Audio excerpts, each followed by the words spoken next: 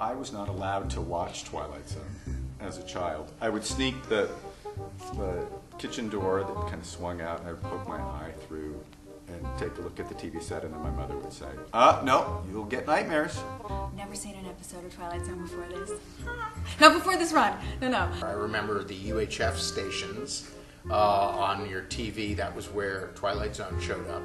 My favorite ones from being a kid, like Eye of the Beholder is the great one where, you know, the lady is beautiful and everybody else has a pink face. It's so cool. And when you're a kid, you're like, what? How? What? I forget what it is. Maybe it's 4th of July. There's always a giant marathon. I don't know if this is relevant, but my dad loved to scare me. My dad would go outside and cut the power off to the house and then hide somewhere in the living room. And right after a Twilight Zone episode, just the lights in the house would just... and you'd hear this disembodied voice, "Go to bed, if you can find the stairs before I find you." I love my father. Walking Distance with Gig Young, and it's about a high-powered ad executive who happens to be outside of his old town. He walks back, and of course, he meets himself as a child. I love when his dad, at the end of the episode, tells him to kind of leave the little boy alone again. Like, you had your summer, this is his. The one where the guy's like owes money and he's in the hotel room.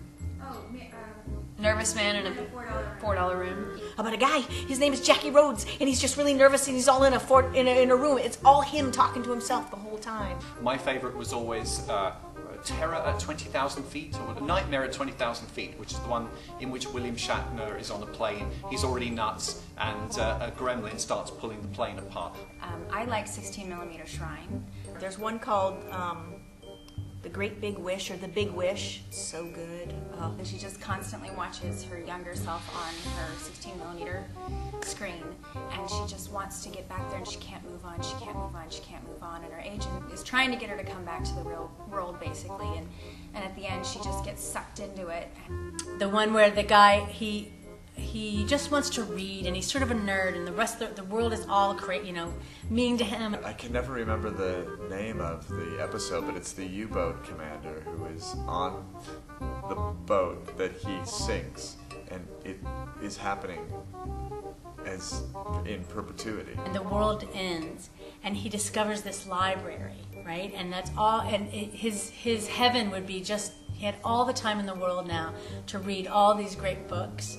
And then at the very end, he has his thick glasses, and his glasses break. Elegy for a Trumpet with Jack Klugman as a trumpet player who is trying to get back to the spirit of the music that really made him a musician. Where's the inspiration? How does he find it? He's had to pawn his trumpet, and the angel Gabriel helps him get it back, but in a very cool bebop sort of, hey, my name's Gabe kind of way. Nick of Time with William Shatner. Two newlyweds on their way to their honeymoon, and they stop in this little town, and this little machine on the corner of a booth in a restaurant gives you a fortune for a nickel. And of course it has a demonic head on a spring on the top of it, so it's just this little demon head just kind of laughing and bouncing back and forth.